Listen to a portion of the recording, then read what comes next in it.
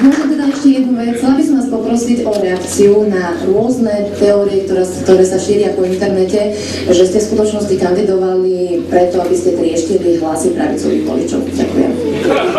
No, ja som jasne ponúkol, jasne povedal, o čo mi ide. Tú knihu, ktorú som rozdával počas svojej kampane, som rozdával preto, že tam je môj život, tam sú moje rozhodnutia, aj často v kľúčových okamihoch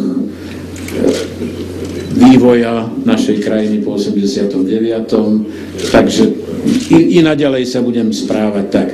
Nebol som kandidátom nikoho, žiadnych oligarchov, ani som nechcel trieštiť pravicu.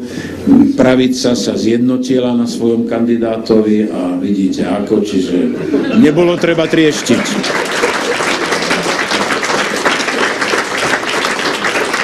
Myslím si, že na trieštenie je tam toho už málo.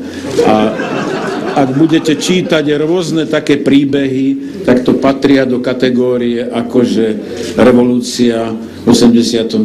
bola dohodnutá, že Američania si sami zhodili tie dvojičky a vlastne ani neboli na mesiaci, to sa nakrútilo v Hollywoode. Takže podobne aj ja som niekým platený, aby som niečo trieštil, čo je netrieštiteľné.